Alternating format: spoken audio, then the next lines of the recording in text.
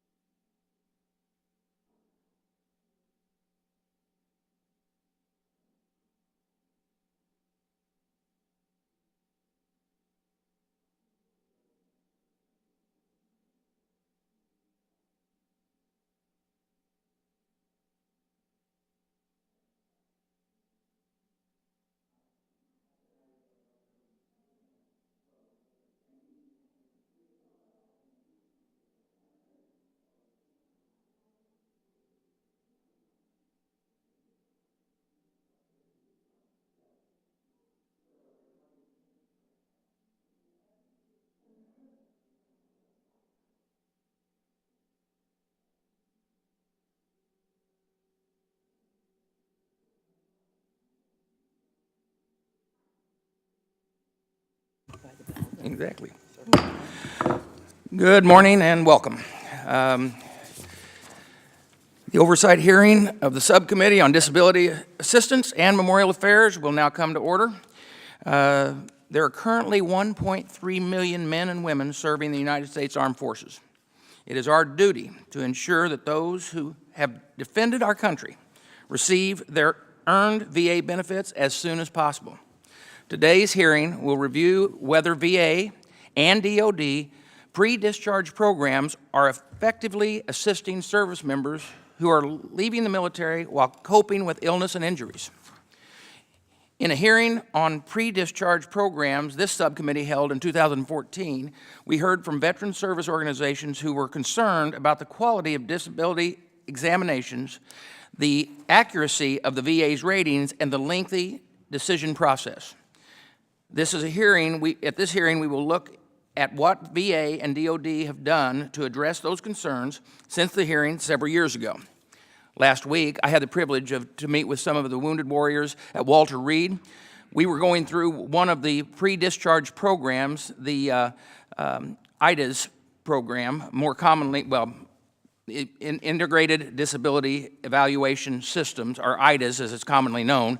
IDAS is celebrating its 10th anniversary this year and is the joint VA-DOD program used to determine if service members dealing with injuries or illness are able to continue to serve. If the service member is found unfit for active duty, IDAS is designed to ensure that the transition from warrior to veteran is seamless. Under IDAS, service members received one medical exam from VA, which will serve two purposes. First, DOD will use the exam to assess if the service member is fit to return to duty, and if not, whether the member will be medically retired. Second, if DOD finds that the service member is not fit for duty, the VA uses the exam results to issue a proposed disability rating. This process saves the service member from having to undergo two exams, one from DOD and another from the VA. I talked with the service members about IDAS last week and was pleased to hear that the people I talked to had no complaints about their experience with the program at Walter Reed. But that doesn't mean that the program can't be improved on. We can always do better. I want to discuss concrete proposals that will make this process more effective to ensure that VA provides the men and women of the armed forces who go to IDAS the support they need when they return to civilian life. We are also going to focus on two other pre-discharge program benefits deliveries. The delivery at discharge are the benefit delivery at discharge, or the BDD, and Quick Start, which are also supposed to help service members with disabilities access VA benefits soon after separating from the military. The BDD program, service members who were within 60 to 180 days of discharge could file a claim and receive a VA disability examination before leaving the military. The second program, Quick Start, allowed the service members who are going to be discharged within 60 days file a claim and receive a disability exam from the VA as soon as they were discharged. Both of these programs allowed separate service members to get a head start on their VA disability claim. If the system worked as intended, individuals would begin to receive disability benefits soon after leaving the military. However, VA has acknowledged that it had some challenges with timeliness when administering the BDD and the Quick Start programs. The VA recently told my staff that it was not meeting timeliness goals for Quick Start because it can be difficult to schedule a disability examination for service members who are within 90 days of discharge. To try to resolve this issue, the VA eliminated the Quick Start program on October 31st, 2017, and made some changes to the BDD program. I'm looking forward to hearing feedback from both the department and VSO witnesses on three of these programs, IDAS, BDD, and Quick Start. I'm particularly interested in whether VA redesigning the BDD program is actually streamlining the disability claim process for separating military personnel. Lastly, I'm hoping that we can find out ways that the VA and DOD can make all of the pre-discharge processes more efficient for our nation's military members. Again, I want to thank everyone for being here today, and I would like to recognize for opening comments Ranking Member Esty. Thank you very much, Mr. Chairman, and thank all of you for being with us here today. We're here today to look at two programs that hold the promise of providing every service member separating from the military with his or her veterans benefits before discharge. That's our goal. And we're not there yet, but the basis to achieve this goal exists in the IDAS and BDD programs. We now have 10 years of experience, and it's clear from what I've seen, and I want to thank those of you who did a lengthy briefing with me earlier this week in preparation for this, that the most important element that we've seen in making improvement is, in fact, better coordination between DOD and VA, and I want to commend you for that. That's not easy to do, but it is essential if we're going to continue to make progress. A lot of progress has been made. If you look at the timeliness numbers, for example, VA is showing a 102-day improvement in terms of scheduling these. Now, that is extraordinary. So the time to completion has been cut almost in half. The goal has been do these exams within 100 days. You're now 19 days under that. That is to be commended. And I think it's important to look at the progress that has been made. But timeliness is one factor. Accuracy is another. Connection is another, particularly for high-risk groups, and I want to return to that. DOD tells us that the result of the customer satisfaction surveys of service members are taken twice during the IDAS process. You're showing a satisfaction rate of 90%, and that is with 40+% completion rate, which is quite high for surveys. Again, we're pleased with that, but it is over time, and it's with everyone that we're looking for. So in order to set a course towards even greater improvement, today I want to do the following. Number one, I want to make sure that errors are not slipping through as a result of the recent changes in the way in which BDD claims are being tracked. So accuracy. Two, I want to understand what steps are being taken to ensure that Guard and Reserve troops have the same opportunity to receive benefit determinations before they leave the Guard and Reserves. BDD may not be the right program for them, but due to the uniqueness of their service commitment, we need to make sure they're not shortchanged. And I want to explore that a little bit more with the time requirements and how those don't really line up very well with the Guard, and we need to anticipate that and do this. I hear about this from Guard and Reservists in Connecticut, and they have frequent deployments, and this process is not really serving them well. Number three, I want to be assured that the military service coordinators and the physical exam board service officers are receiving the training that they need to help injured or ill service members and their families through the process involved in IDAS in a way that acknowledges and respects the service that to the nation that they've given, and particularly for terminally ill or those who have struggled with mental health issues when leaving the military. I think that respect factor in ensuring that it's not just about timeliness and checking the boxes. It needs to be high touch and respectful at all times. Fourth, I want to hear that the VA intends to update and modernize how it is reaching out and communicating with troops pre-separation about what benefits are available to them. I also want to see a particular focus on that outreach to high-risk groups that we know tend not to connect and suffer even more when they don't, especially looking at women and looking at those who are most likely to suffer from PTSD and all the attendant issues of homelessness, chronic illness, and worse. The other thing I want to do today is to ask our witnesses to tell us what we in Congress can do to help support DOD and VA to achieve greater success. We want an update on where you are, but obviously a charge from you and enlightenment about what we need to do our jobs. Let us know what resources you need, what authority you may need to continue going forward to effectively and appropriately and respectfully serve those who serve this great nation. So again, thank you for being here today, for working with us as we exercise our responsibility to provide oversight of these programs. I look forward to your testimony and the opportunity to ask questions. Thank you, and I yield back.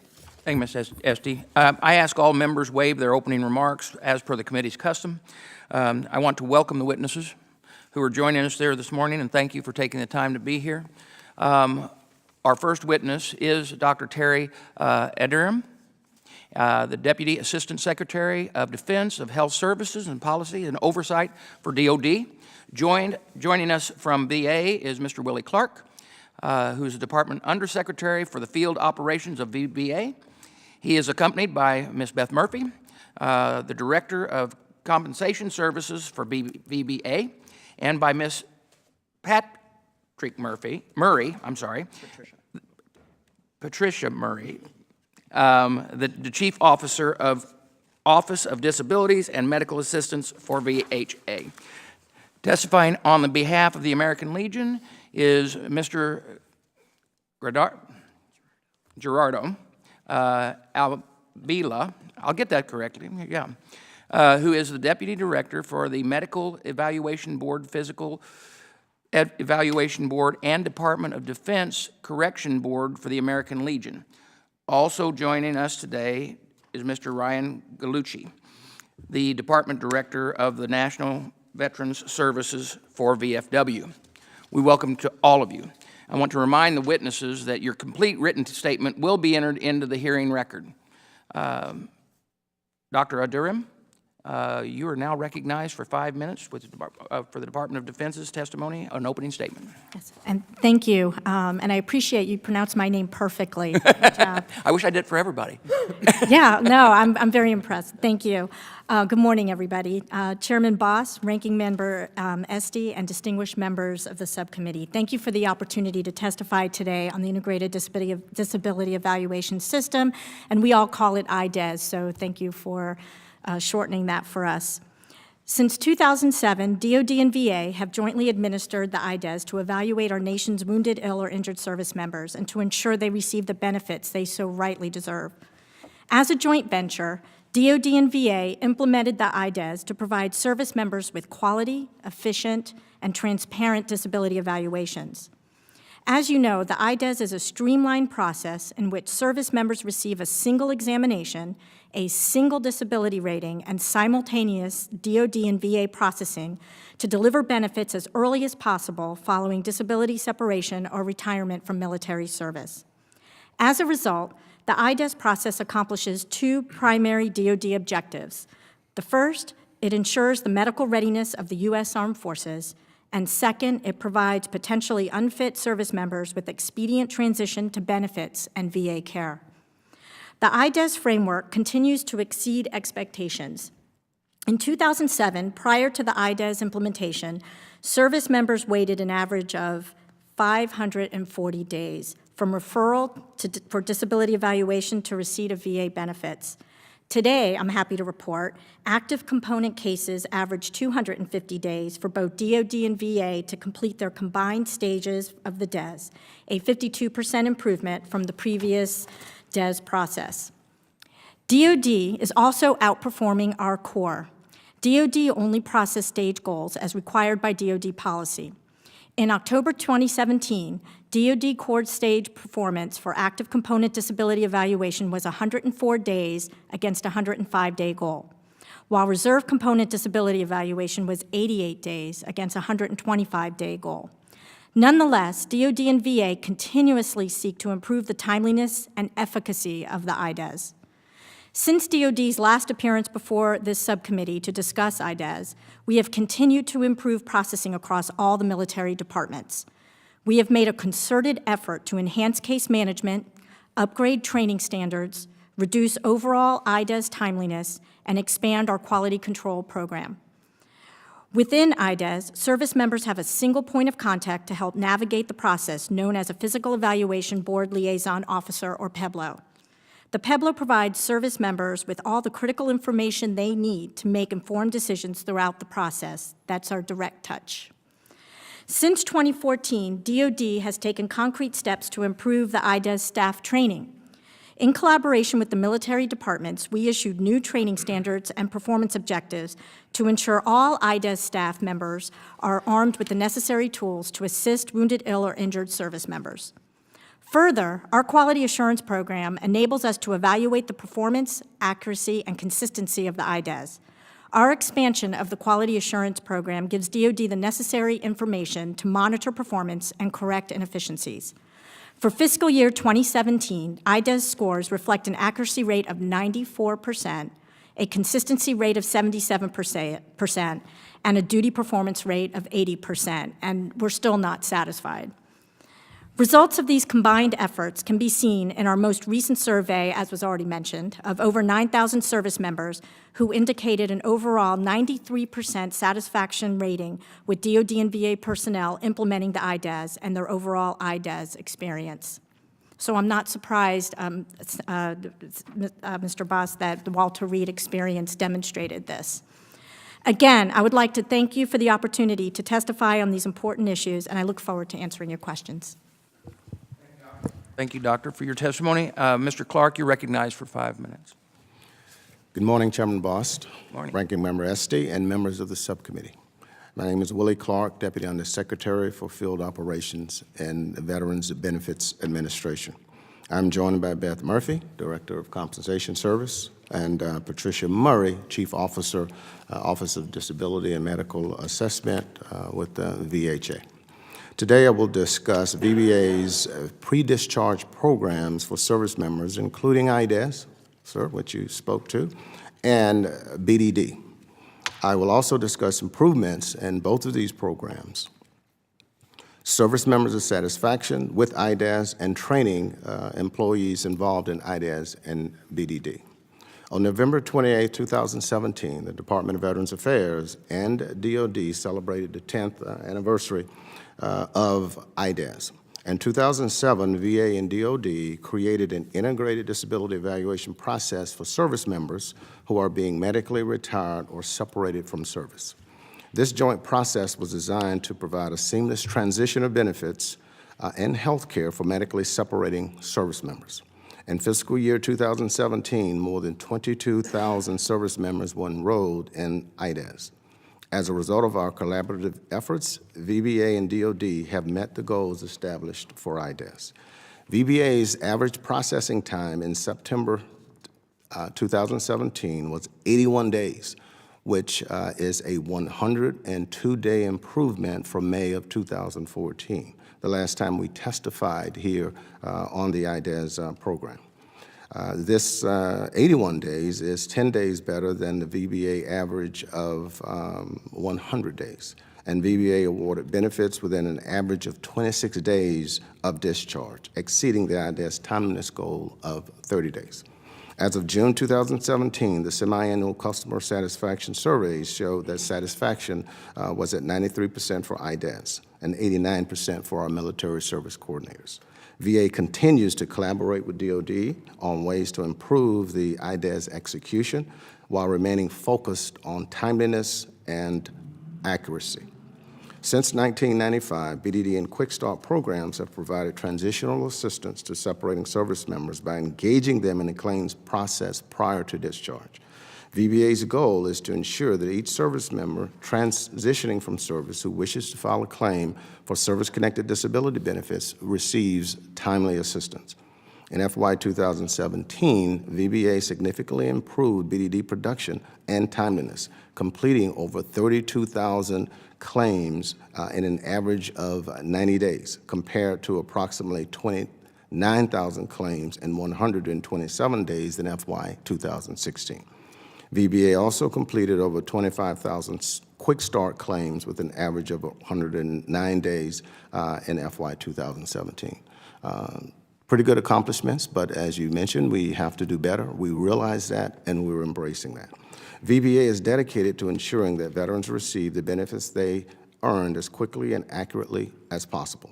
To this end, VBA has redesigned the pre-discharge program to enable service members to receive disability benefit decisions, in most cases the day after their discharge.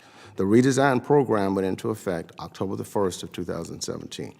Pre-discharge claims are now distributed through the National Work Queue. sending these claims to all VA offices rather than just a few. Modifications to the existing BDD program include changing the filing deadline from 60 to 90 days, enabling VBA to complete all medical examinations prior to the service members' discharge from active duty. So one of the reasons for redesigning the program was to make sure that we had enough time to complete all of the exams and get them completed along with the service members' active duty and TDY requirements and the like. So that's one of the main reasons we changed the program.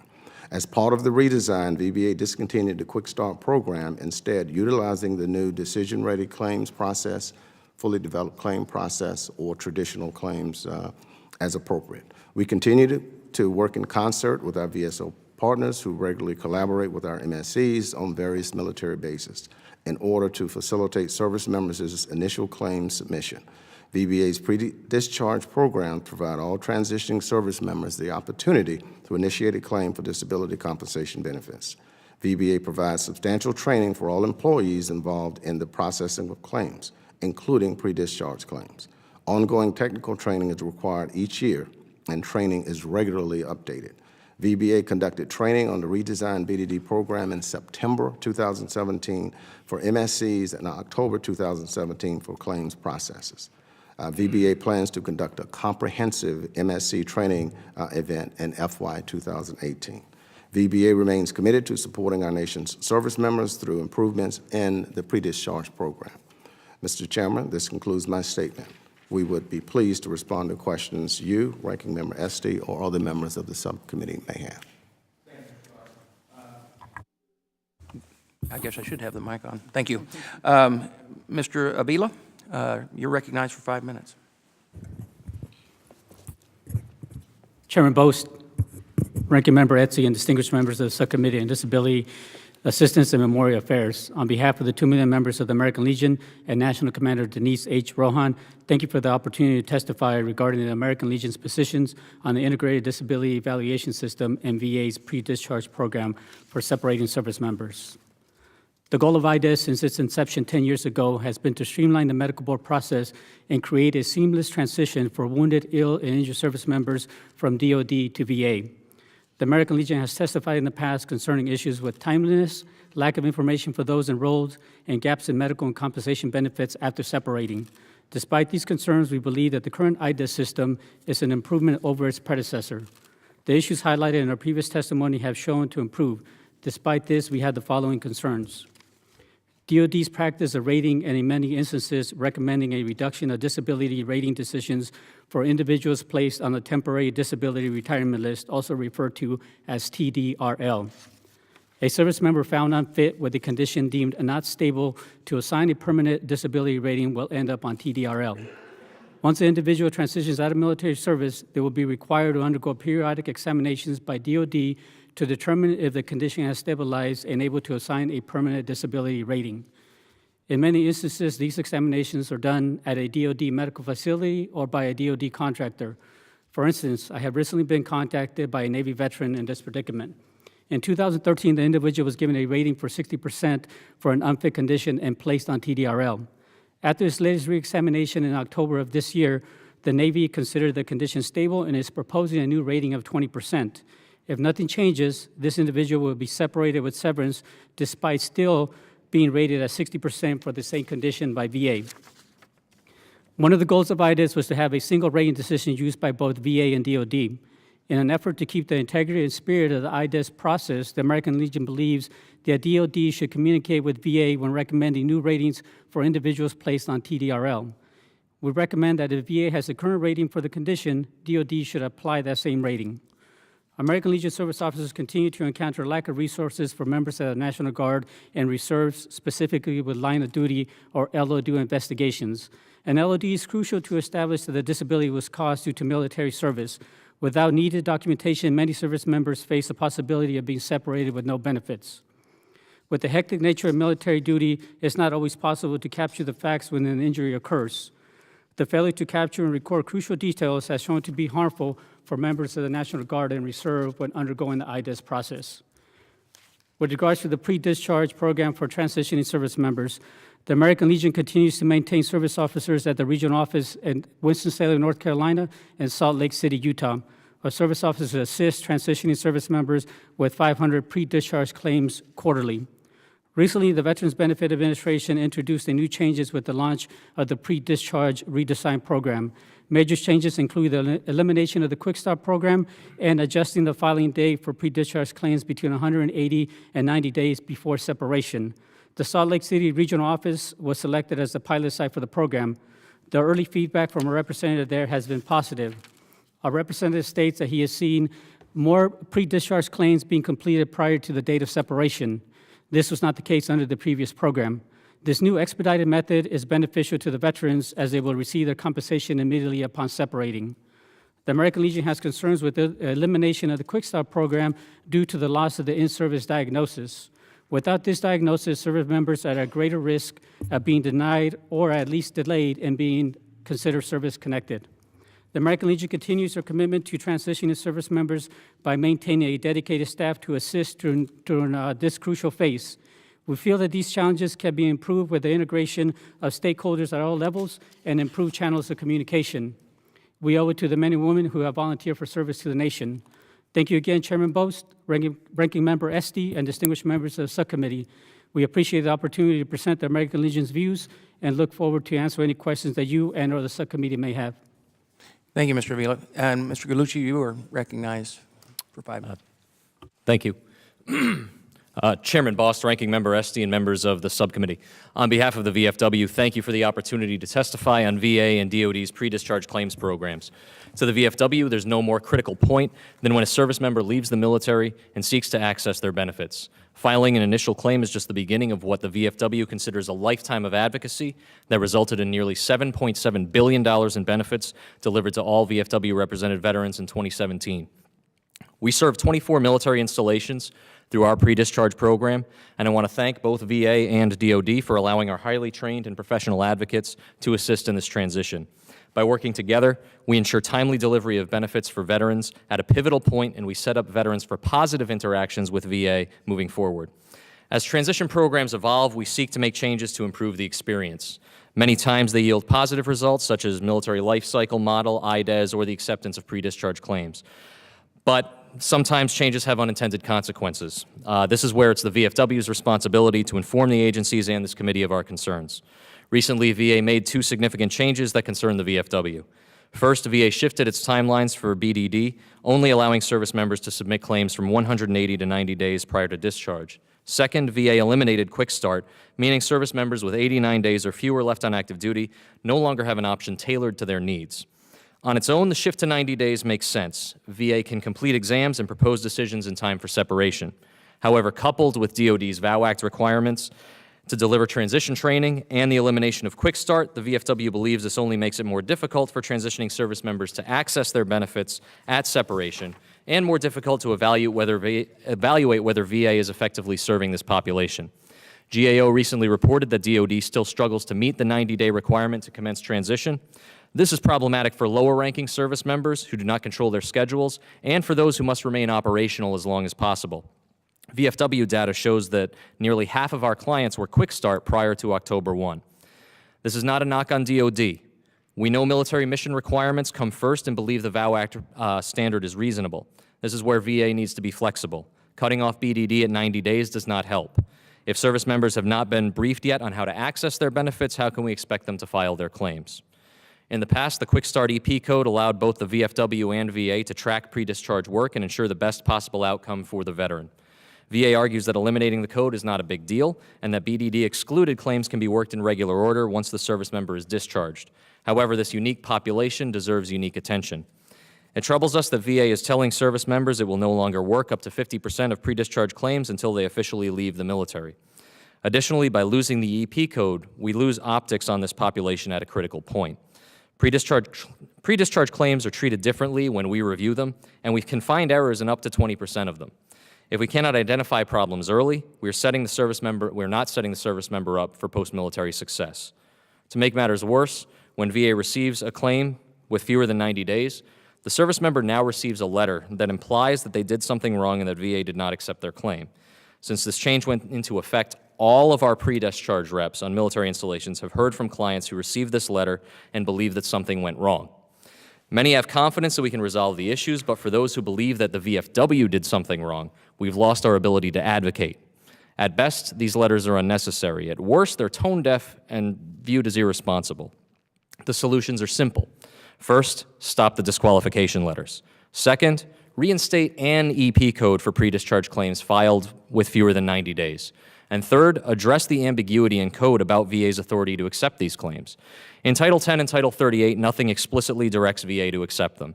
Instead, the authority is inferred through the statutes authorizing TAP and VA compensation generally. We should clarify this. Finally, the VFW worries that these changes are the latest in a series of changes that obfuscate VA's pending workload. But not all pending work is bad for the veteran. While VA doesn't get a pass on drawing out certain processes, some pending work is legitimate. If we set reasonable expectations and explain the process, veterans will have positive experiences. But this also means we can't seek out headlines every time VA reports that something took more than 125 days. It's time to have a reasonable discussion about workload and what it really means to the veteran's experience. The military to civilian transition can be unknown and unpredictable. All of us in the room have dedicated substantial time and resources to make sure we get it right. The VFW values the role that we play alongside VA and DOD, and we're always looking for ways to improve.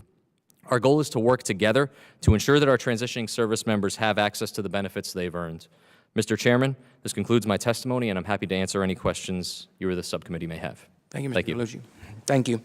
We're going to go on now with questioning. I will recognize myself for 5 minutes. Mr. Avila, you stated that the agreement in the spirit of the IDAs is so DOD stays out of the rating business and leaves part of the process to the VA. Can you explain why the American Legion recommends that the VA, rather than DOD, conducted the needed periodic exams and assigns any, just a minute, let me get this right, and then assign any revised rating for veterans who have already been placed on TDRL?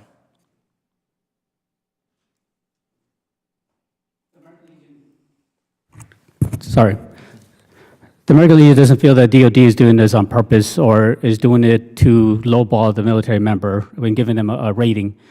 And we understand that ratings can change. Maybe they were given 60% in the example that I used, and it's now maybe a lower, maybe even a higher rating if the condition has gotten worse. But I think if we're trying to get it, if the goal is to get an accurate rating of what the current condition is today, I think the conversation needs to happen between DOD and VA. Specifically, if the member is not receiving their health care through the VA, I think VA can paint a complete picture to DOD by saying this is the current condition, this is his latest appointment, this is the current medication or what has been the action plan. And I think once the VA has that, once DOD has a complete picture, then they can make perhaps a better decision than just bringing the member in and doing a one-time compensation and pension examination, for lack of a better word, and then basing a rating off that one decision.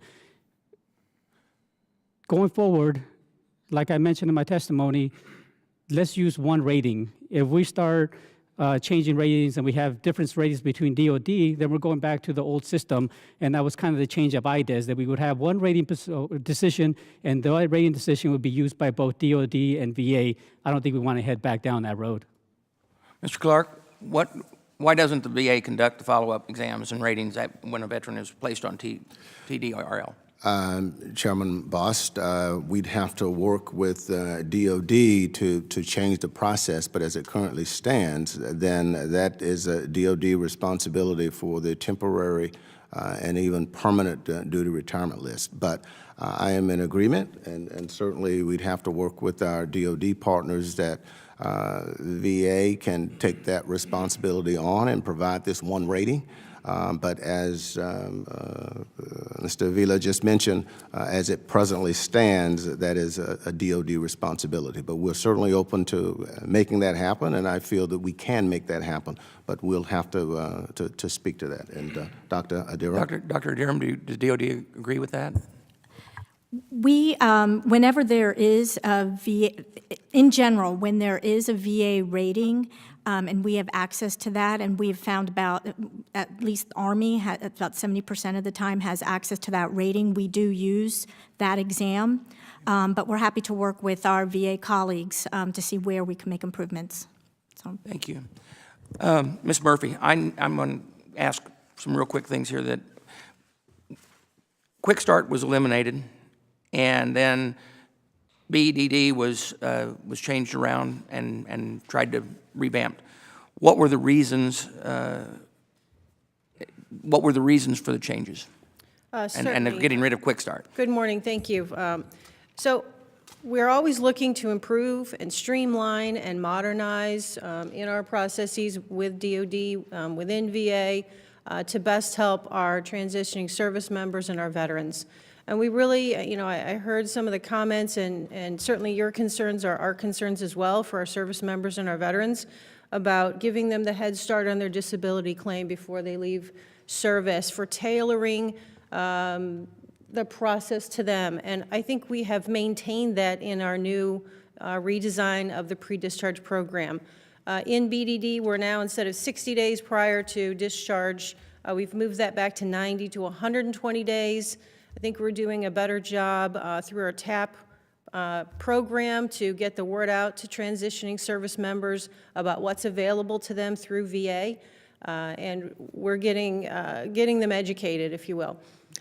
So giving us a little bit more time prior to discharge to get all the records together, to get the exams done, we see it as better service to them in that space. We didn't want to leave a gap. In fact, for some time, we considered just completely eliminating Quick Start and not replacing it with anything, and just saying, we'll meet you on the other side of discharge and we'll work with your claim there. We had some feedback from our VSO partners. They were very adamant about that and working with that service member while they were still on active duty.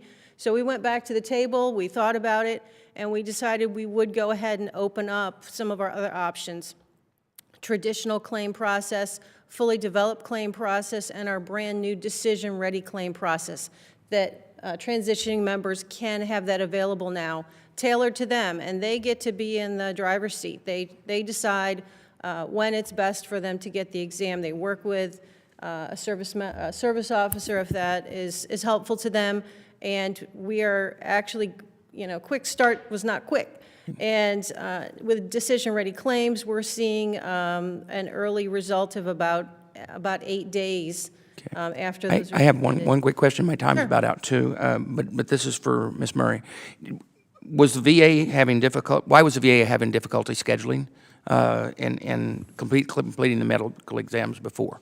What are some reasons that were in there?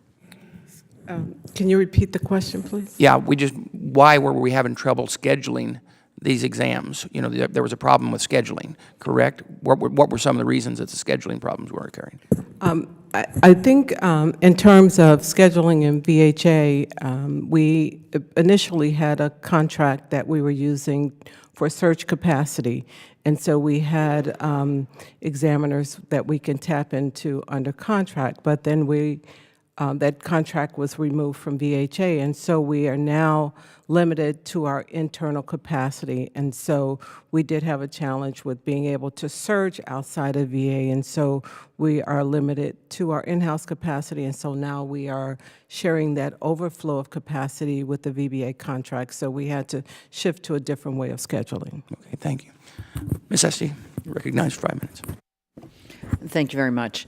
Dr. Adiram, I wanted to drill down a little bit more on the Guard and Reservists, because we are getting feedback about difficulty with records. So, for example, when they're often in a rush to try to get their records updated. Now, this is done much better with active duty.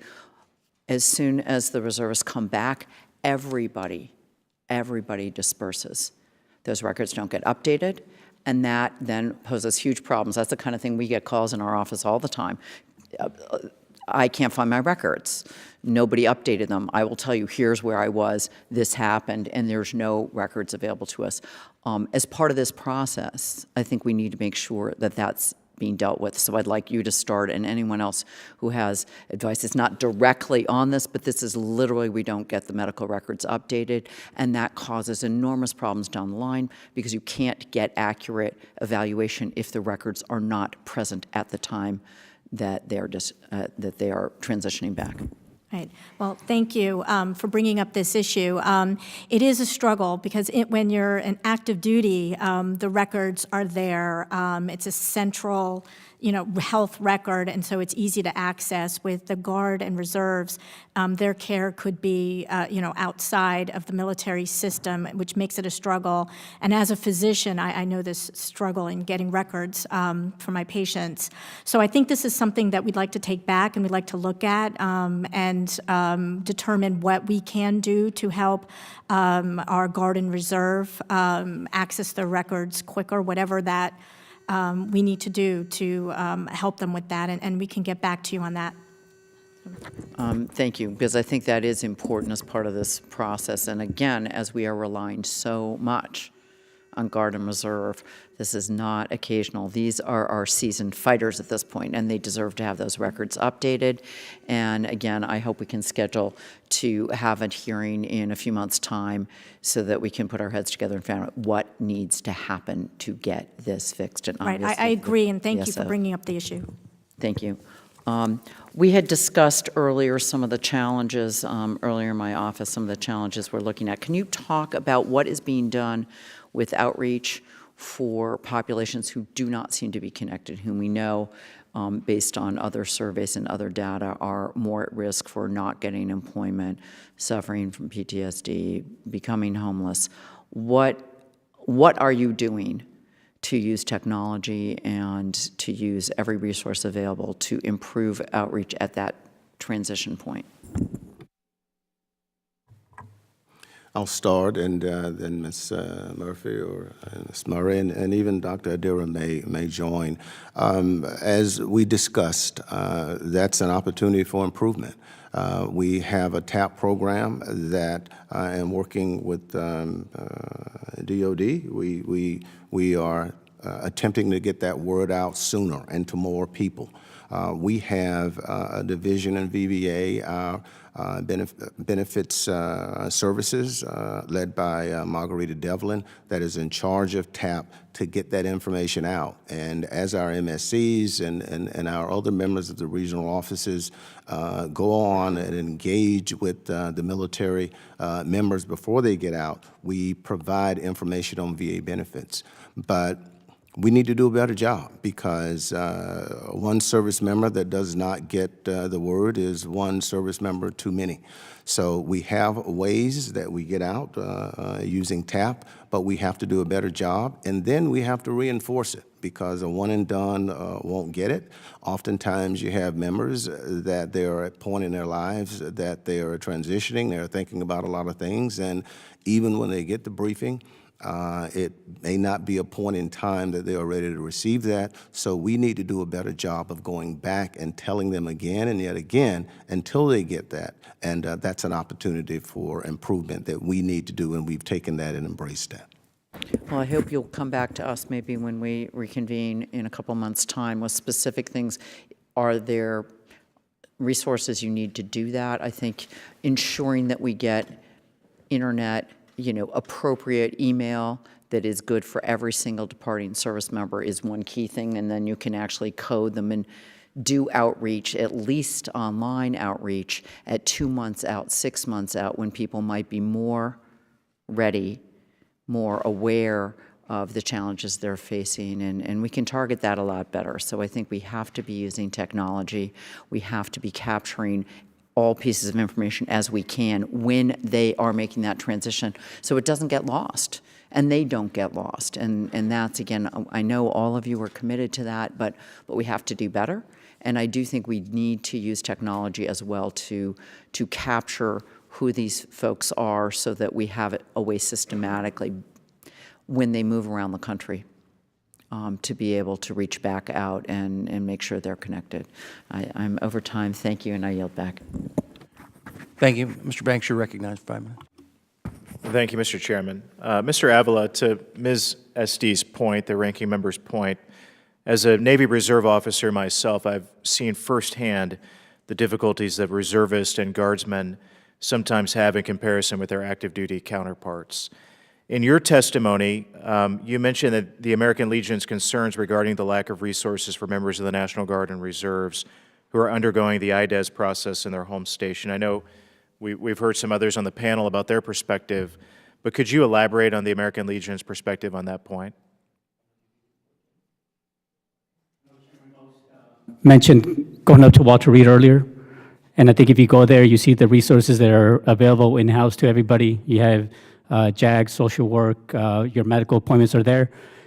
There's a benefit to National Guard reservists doing the med board process at their home station. They're home, they're with the family, they're not separated. But I think the fear there is that they don't have the resources that their active duty counterparts have. So it's a double-edged sword. Do we send them somewhere as a TDY to make sure they do their IDES process at a consolidated location where the resources are there? So I think that's the biggest gap that we see. I receive emails from Guard members or reservists going through the IDES process at their home station, and they're telling me, I just got my proposed ratings and my 199 back from DOD, and I need to make some elections, and my JAG lawyer is at the state capitol or something like that, so they don't have somebody readily available to go there. And I think that's where we see the biggest difference. And then when we talk about available resources that are there on hand to assist a member make the crucial decisions, they're obviously going to be crucial as they separate and what are the benefits they're going to receive. Good. Thank you. Ms. Murphy, in place of Quick Start, the VA is allowing service members who are within 90 days of discharge to begin preparing but not submit a fully developed claim, decision-ready claim, or a traditional claim. If the service member has a character of discharge determination and has completed all requirements to develop their claim, why must the service member wait until after separation to file their claim with the VA? So we can begin working on this, and we track these things, but until you're not a veteran, we can't start paying you until you're out of service. We do have some in-house tracking of end products and tracking those claims, but we're just working with you ahead of time. As far as the decision-ready claim, your formal claim is what really starts our clock. So service member works with a veteran service officer, collects records, gets the exam, and then when it's time, submits that to us. And as I said earlier, we've been turning those around in about 8 days. And I do want to clarify that new program is not just available to transitioning service members. That's available to any veteran who wants to work with a VSO. Right now, we're limited to claims for increase, but we've recently expanded just this week to additional new issues on already claims that we've already seen. So if you want to add an issue, a secondary issue, maybe your back's hurting because of your knee, also presumptive claims. So we've expanded about 500% the eligible pool there. But to your point, we are working with them ahead of time. It's just that we're not processing the claim and paying the benefits until they're on the discharge side. Okay, thank you. So, Mr. Banks, I'd like to comment on that if I could for just a couple of minutes, because this is a I don't have a couple of minutes. Okay. Let me move on to my next about just excuse me, Mr. Avila and Mr. Gallucci, to get to you on another point.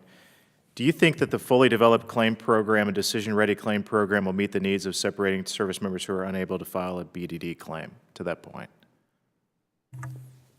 I'm glad you asked that, because that's what I was about to talk about. All right. No, unequivocally no. From the VFW's perspective, we have not had positive experiences with the decision-ready claims process. I would say about 60-30 negative or 70-30 negative to positive experiences. What we're talking about here is that control over the exam, the official submission date. There is no product on the VA side. We're requesting exams. A veteran may conduct an exam. I got 5 seconds. Yeah. Mr. Avila, do you agree with that? I think from part of my testimony, we have seen some positive experience. We're seeing the claims completed prior to the discharge date. Obviously, it's early on, and we got to keep an eye on that. Okay, thanks. My time has expired. Ms. Brownlee.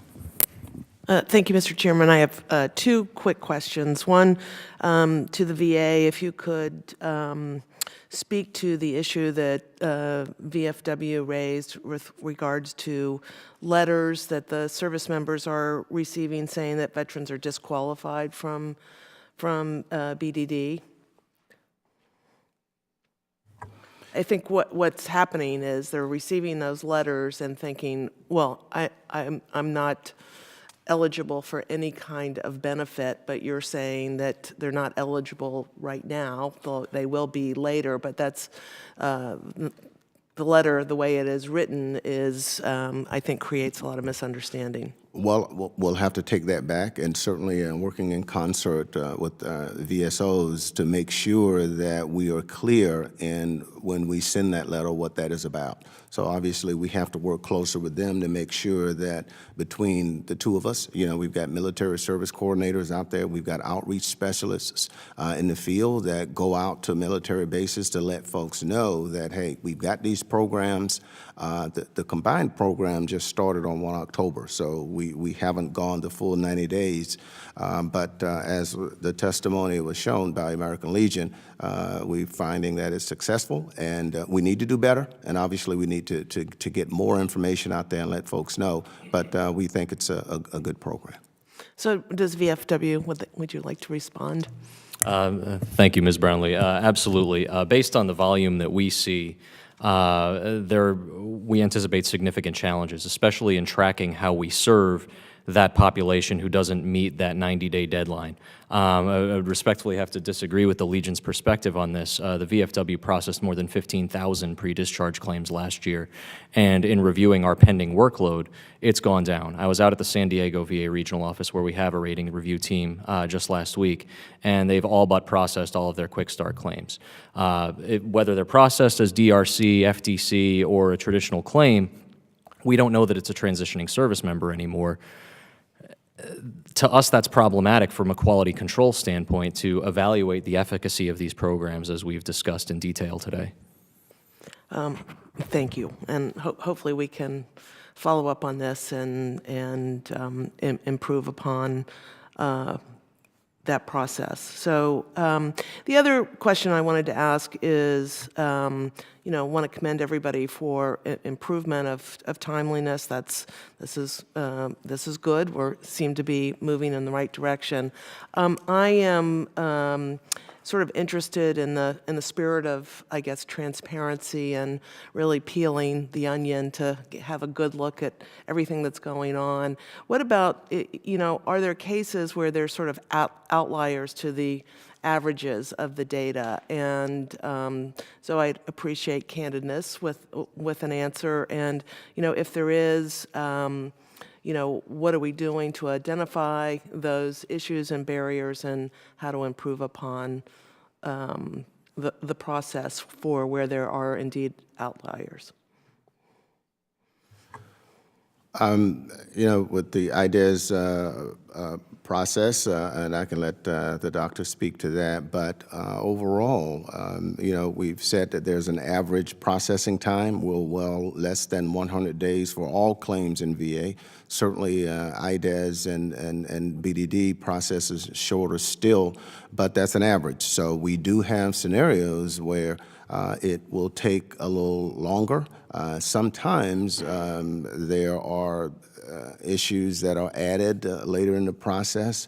There are attempts, if they are guard and reserve, trying to get the records, but we've identified those, and we continue to work and collaborate on ways to make sure that we get all of the records and that we just be mindful that we've got the need from DOD to transition as quickly as possible, while also trying to understand that we're dealing with members that are unsure about their future and where they're going, and we need to be compassionate in our approach and worry about them rather than our processes. So you said two things. You said all claims are under 100 and some days, and then you said, but we are dealing with averages. So those are two very different things. An average is an average, and, you know, there's highs and lows, and all means all. So anyway, Doctor, do you have any comments? Yeah, no, I would just add, thank you for that question. And certainly with any process, there are going to be outliers.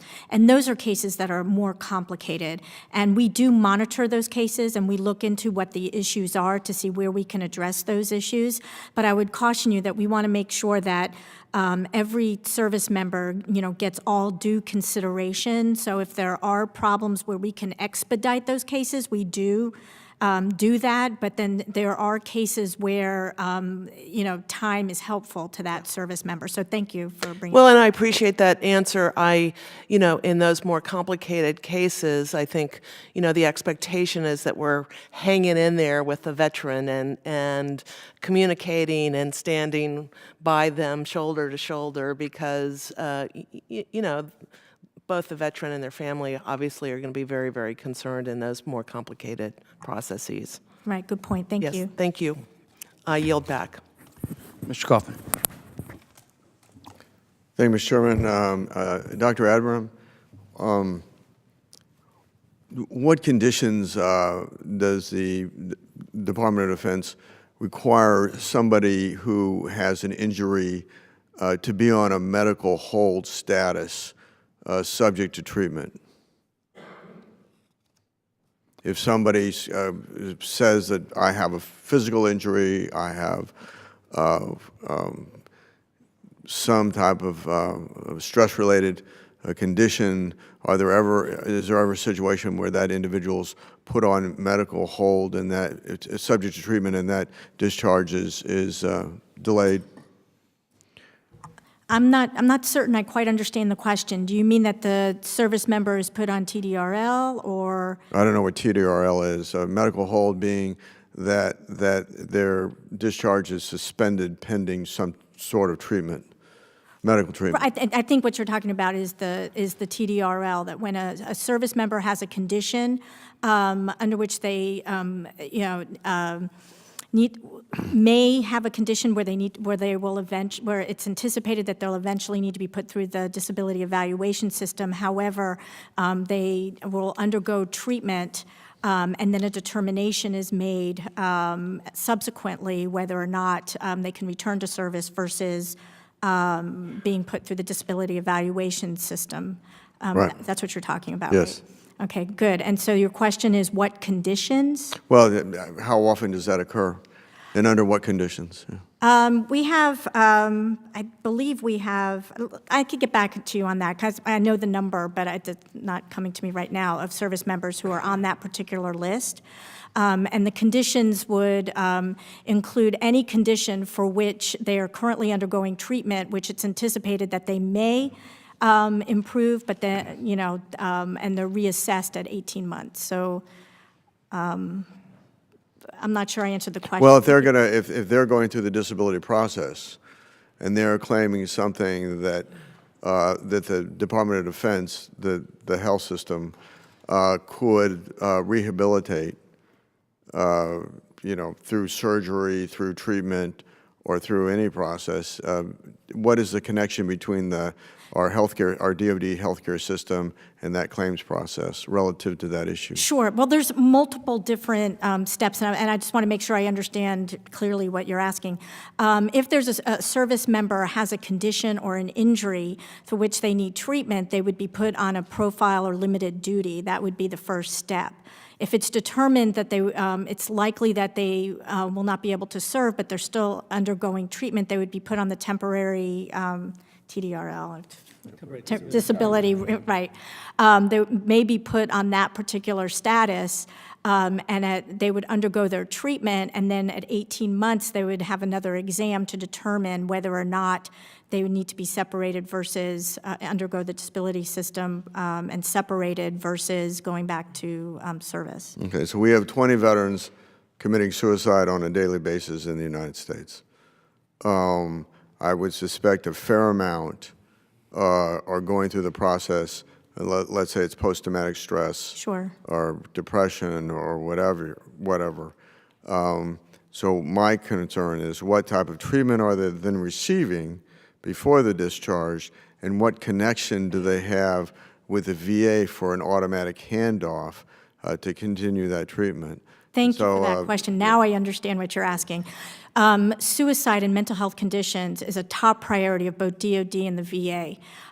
We have a program in DOD called In Transition, which provides a warm handoff for a service member to their care when they're out of the service. So a coach calls any service member that has had any mental health visits within that past year or has been diagnosed with a mental health condition over that past year, and the service member is able to opt in. So all are called who have a mental health condition. And those that opt in get coaching and are provided with information about care that they may receive. And there's a warm handoff, for example, to the VA. So we do have a program to do that for people who have mental health conditions. Okay. And I think that Congress, and I can't remember if it's this committee or Armed Services, I think passed a provision in the last couple of years that provided a physical for Guard and Reserve prior to the retirement. Am I correct in that? I believe that's true, yes. I yield back. All right, with that, I'd like to recognize the ranking member for any closing remarks you might have. Well, thank you very much. I really appreciate your joining us here today. And there are a couple of issues that sort of came up in the course of our discussion today that I wanted to flag for you and have you think about. One is to facilitate transition, and this frankly has to do with other hearings we've had here. It seems to me that getting accurate email address is unbelievably important to stay in touch with our veterans, particularly in this transition time. They're much more likely to keep their email address and be findable that way than when we know from past experience they're moving around. They're not sure where they're going to be living. That leads to a whole host of problems. We're not able to find them. We've had all those issues about service of process and receiving notice. It seems to me vital that we figure out a way to capture as best we can their email addresses. And I understand there's been some question about whether that can or should be asked as part of the DD 214. But I would like you to consider what we can do to ensure that we have our best possible, not only physical presence mail address, which we ask for, but that's a legacy. The reality is right now, a cell phone number and that you could send texts to, which we know to, in fact, be very effective in a lot of the mental health issues, being able to text is actually vitally important. So I'd ask you to consider the utility of having email addresses and cell phone numbers to facilitate interacting with and not, frankly, losing our veterans. So that's one, and where can we do that? And the other is, in my discussion with folks on my team, is to ask you to what kind of outreach is being done by the VA at that transition time to advise people of what state benefits might be available. Some of the states have very extensive programs, some do not. And it would seem to me, as part of our one-stop shopping, that we should be looking at that issue of what we can do. And there again, having email addresses then allows us, as people are moving around, to say in a check-in 2 months out, 6 months out, to say, where are you currently living? And if so, you should be aware here are at least links to your state programs that you should explore. And we could, I think, again, using technology, we could do a much better job. So I would like, when we next convene, to look at both of those pieces as to how we do a better job. And it's just, frankly, leveraging the resources. States who have very good programs and are devoted, we should be utilizing and making those available to our veterans and not waiting for them to try to find them or requiring our VSOs to try to find the veterans we've lost track of. So this is, again, in part of the spirit in doing a better job, connecting better with our veterans faster and better, and not losing one single one of them. So again, thank you all very much. Thank you, Mr. Chairman. Thank you. And the only thing I would add is obviously from the conversations we had today, you will be working with the VSOs on trying to, the notification letter, try to correct that. So thank you. I want to thank all the witnesses for being here. And as I said at the beginning of the hearing, the complete written statements of today's witnesses will be entered into the hearing record. Hearing no objection, so ordered. I also ask unanimous consent that all members have 5 legislative days to revise and extend their remarks and include extraneous material. Hearing no objection, so ordered. This hearing is now adjourned.